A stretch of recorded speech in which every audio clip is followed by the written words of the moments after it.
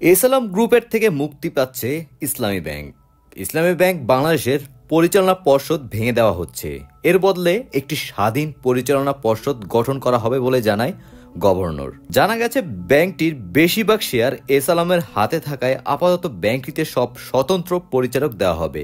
পরে আগের পরিচালকরা 2% করে শেয়ার কিনে আসার পর তাদের পরিচালক নিয়োগ দেওয়া হবে।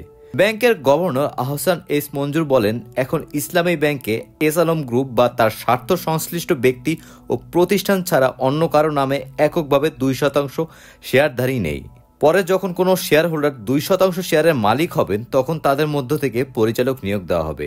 গভর্নর বলেন, এসালামের স্বার্থ সংশ্লিষ্ট সব শেয়ার সরকারের দায়িত্বে নেওয়া হবে। এসালাম যদি সব দায় পরিশোধ করে তবে তাদের শেয়ার ছেড়ে দেওয়া হবে, না হয় সমন্বয় করা হবে। তিনি বলেন, এসালাম গ্রুপের সব শেয়ার আমরা আইনগতভাবে টেক ওভার করব দায়ের বিপরীতে। তবে যদি টাকা ফেরত দিতে পারে তাহলে শেয়ার ফেরতও পেতে পারে। আমার মনে হয় না তাদের সেই উদ্দেশ্য আছে।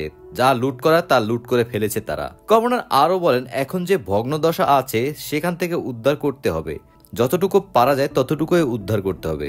এর আগে বৃহস্পতিবার ইসলামী ব্যাংকের পরিচালনা পর্ষদ ভেঙে দিতে বাংলাদেশ ব্যাংকের গভর্নরকে চিঠি দেন ব্যাংকটির শতাধিক কর্মকর্তা। তা বাংলাদেশ ব্যাংকে গিয়েছেন এই চিঠি জমা দিতে। এতে বলা হয়, পরিচালনা পর্ষদ ও কতিপয় অসাধু কর্মকর্তার যোগ সাজেছে ব্যাংকের তহবিল লুটপাটের যে তথ্য গণমাধ্যমে প্রকাশিত হয়েছে বাস্তব অবস্থা এর চেয়েও ভয়াবহ।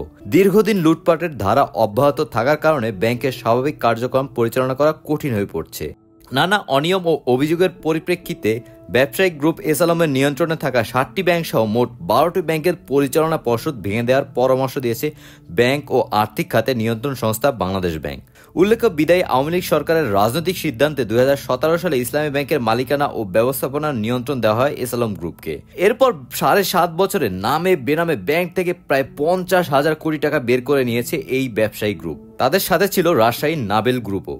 এই অর্থ ব্যাংকটির মোট ঋণের 1/3। এই টাকা বের করতে কোনো নিয়মকানুনই মানা হয়নি। আপনার কি মনে হয় এসালাম মুক্ত ইসলামী ব্যাংক কি আবার তার আগের রূপে ফিরে আসবে?